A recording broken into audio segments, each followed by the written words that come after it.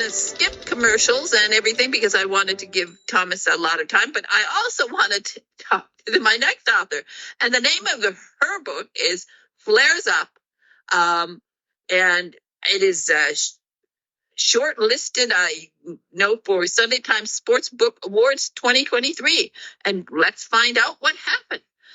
Niamh McAnally, are you there? I'm here. Lovely to connect with you, PatZi. Oh, it's great. I just have to say, I love your name. It's one of my favorite Irish names. And I'm going to just tell people, in case they look at it and they say, what is Niamh? It is pronounced Niamh, correct?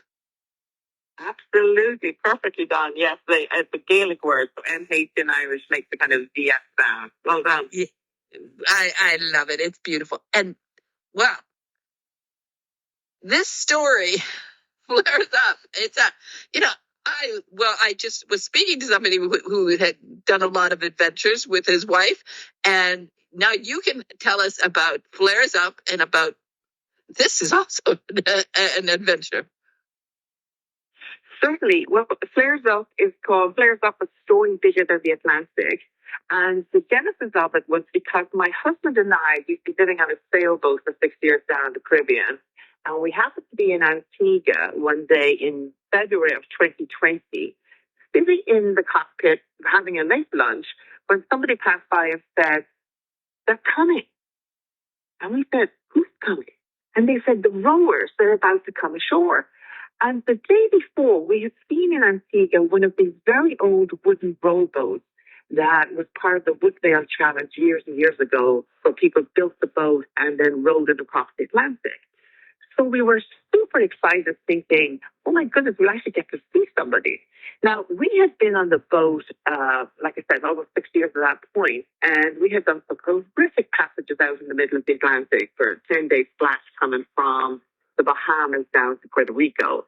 And it wasn't exactly a passage I was looking forward to doing ever again. So for me, the idea that these guys would have got in a 20-foot wooden rowboat and rowed it 3,000 nautical miles from the Canary Islands to Antigua was just like mind-blowing. So what we decided to do was we jumped into our dinghy. This race, which is at that time was known as the Talisker Whisky Atlantic Challenge, was to row from the Canary Islands, La Gomera, and arrive in Nelson's Dockyard in Antigua. But the finish line is when you cross through the channel markers, the red and green buoy markers. And that was slightly out of our view of where our boat was docked. So we jumped to the dinghy, we motored out and brought my camera. And I was turning around to Gary and Gary saying, can you see them? Can you see them? I said, no, not yet, not yet. And then I was like, wait, I can see a dot. And then it disappeared. And I realized that little dot was them. And as they rolled up and down the swell, they were getting closer. I started taking picture after picture after picture.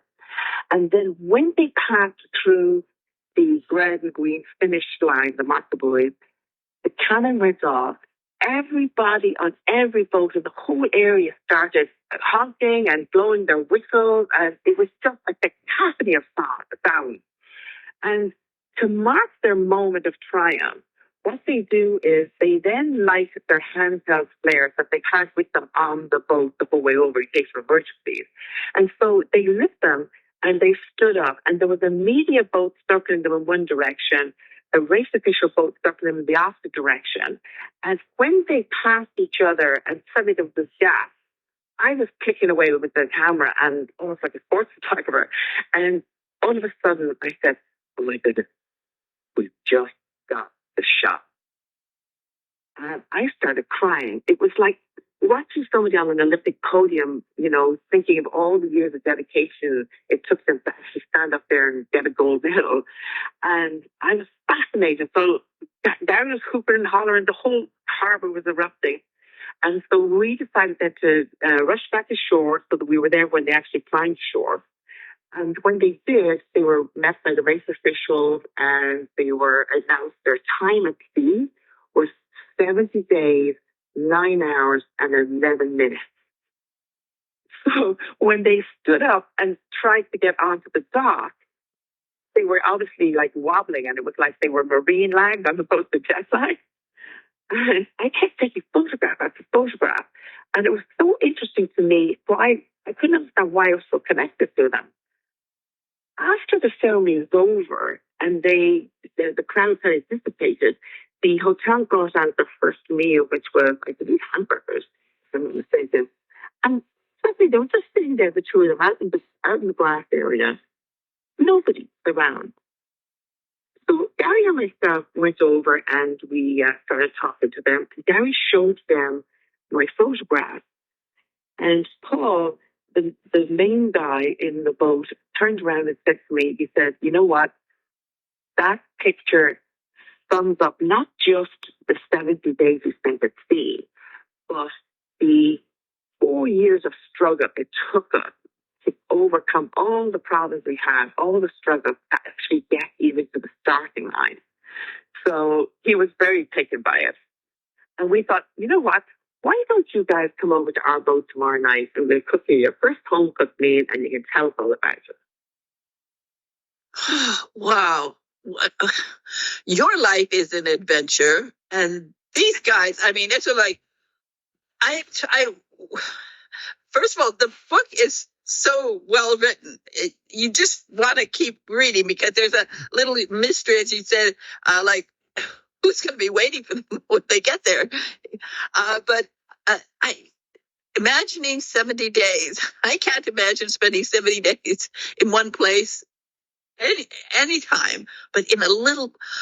What possessed them? I mean, did they look at a map? Did they really understand how many miles it was? Oh, it's what possessed them is a good question. It's one of the questions we actually asked in the book. So earlier, obviously 4 or 5 years earlier, Paul, who was a firefighter, he's 55 years of age, he suffered a brain hemorrhage. He was 52 when that happened. And he survived. And he took a long time to recover. And what he decided was, you know, I've got a second chance at life. I need to do something big. I need to prove all the naysayers in my life wrong, that, you know, I could amount to something. Because as a child, he had suffered from dyslexia. And so, you know, it wasn't that well understood at that time. And, you know, people thought he was just like stupid and unintelligent, etc. So he got to overcome a lot of challenges like that, even to pass his exams and written exams for the firefighter brigade. So that was his motivation. And then he teamed up with a man called Phil Pugh, who at the time of the race was 65. And he had always decided to do physical challenges to keep himself fit and healthy because he had a son who was born with cerebral palsy. And at about 2 months of age, this boy was not doing well and they thought he wouldn't last the night. And Phil made a bargain with God. He said, please let my son live. If you do, I'll love him forever. I will do everything I can to take care of him, his goals, his dreams, everything. And so he kept himself physically fit, so he could always lift him and bring him places. And he brings them on the Great North Run in England and does a lot of different projects with them. So that was his motivation.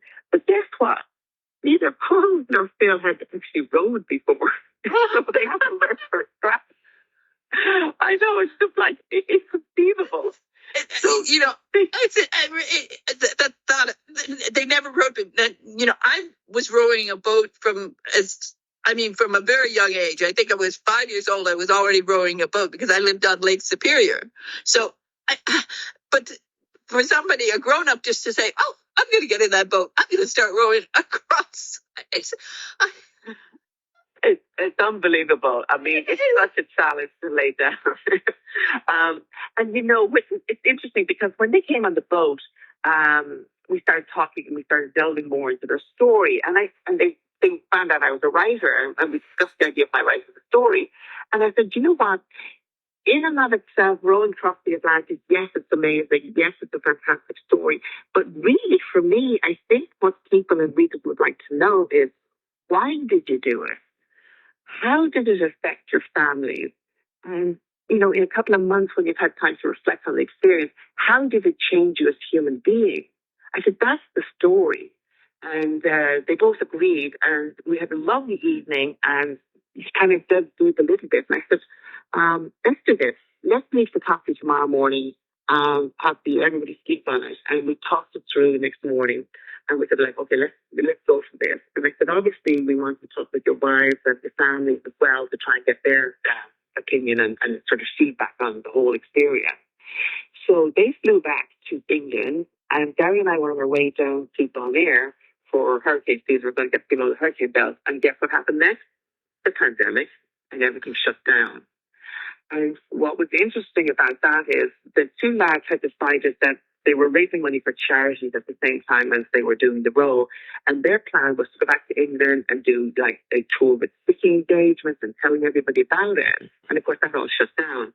And but for the fact that we ended up writing a book about them, their story might have died with it. Do you know what I mean? With the pandemic. Yeah. But we worked together for 2 years, about a year and a half altogether, you know, with phone calls, Zoom meetings, etc., for me to try and dig deep into their emotional and psychological and spiritual reasons for doing it. And then I decided, okay, well, it's a true adventure story, but I'd like to write it to read like a novel. So to be an easy read for everybody. It does. Your writing is it is so terrific, and it's just so good. And it reads like a novel. It is so exciting, and it is, you really want to not put that book down. You just want to know more. And I was so thrilled when I saw that you have a foreword by Jeremy Irons. And of course, you can tell a little bit why you have that, because your father, of course, was a very, very famous Irish actor. As I said, I love your name because I love Ireland. I love when, people would always, when I talk about, living in England, and I'd say, I used to travel, and they say, oh, well, you went to Paris, and the accent is just so nice, it's so sexy, and I say, oh, no. That sexy accent is an Irish man. I can listen to an Irish guy all day long. And so, and as a matter of fact, now the very best programs on, streaming, nobody understands that the best series are Irish. They do such fantastic streaming series because your actors are all so good. Thank you. Yes, Ireland has produced an amazing amount of talent, both on stage, on screen, in the writing world as well. I started out because my dad, as we said, Ray McAnally, and my mother, Ronnie Masterson, were both actors. So I grew up in an acting household, and in fact, that was my very first job. And then I got into TV directing myself. But it is true that kind of gave me, an anything is possible mindset, and to challenge yourself to do some of these things. And what resonated mostly for me with this story of Flares Up is that it's not really about rowing an ocean, because we're not all going to do that. And guess what? I'm certainly not going to do it. And we're not all going to climb Mount Everest. But for me, the message of the book for everybody else is it's a story about achieving goals you set yourself, no matter how big or how small they are, and to learn how to push past obstacles that you might face and really go out there and live the greatest life you can live. And interestingly enough, the name of the boat was Dee, which was Dream It, Do It. And for me, that's the resonance in it.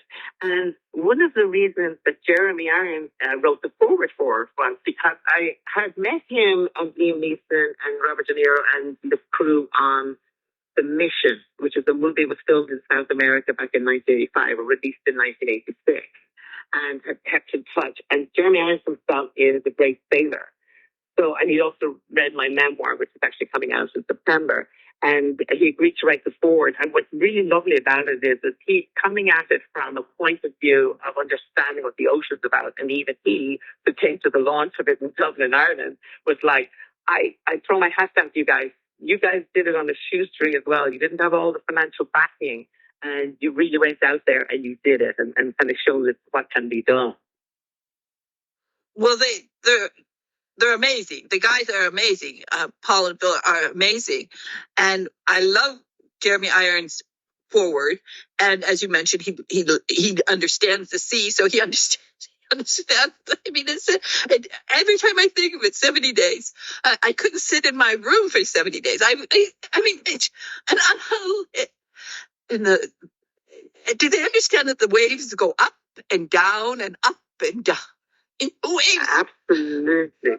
Yes, they had like 30-foot waves and stuff like that, you know? I mean, I don't know how they survived it. It's a miracle. It is a miracle.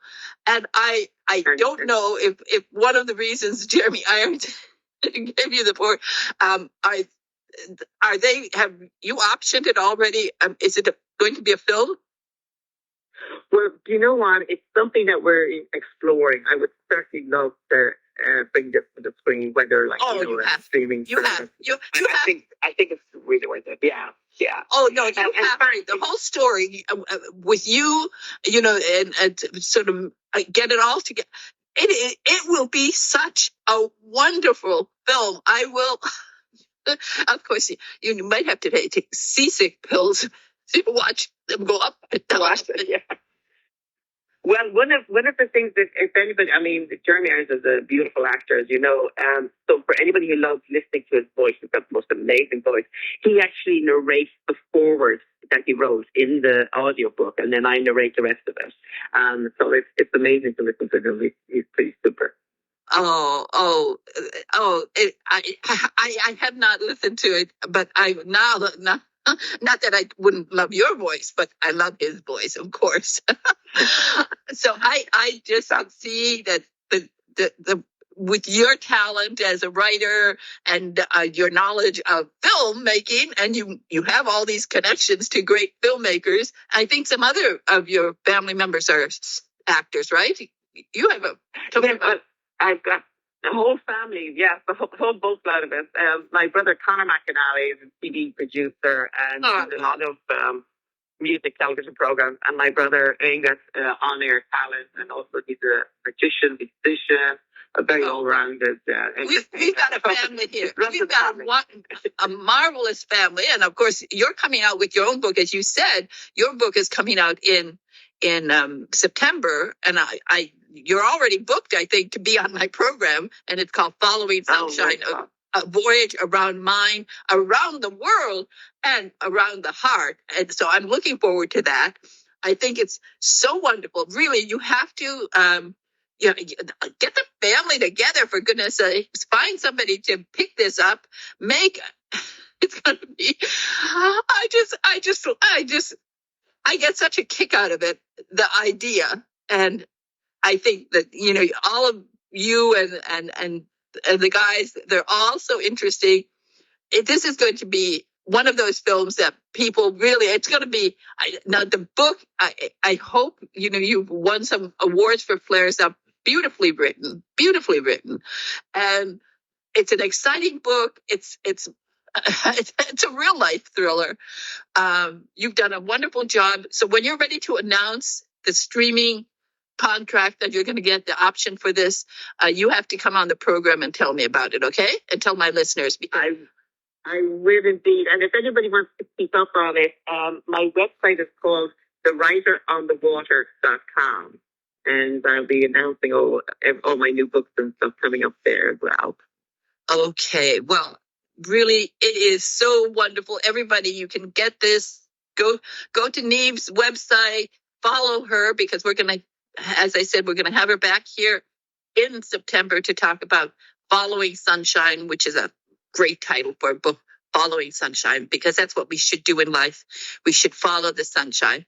And I think you are just, it's so exciting. As I was reading it, and in the back of my mind, I knew, you were an actor. So, well, I don't know if you have ever acted yourself, but I'm sure your family's full of it.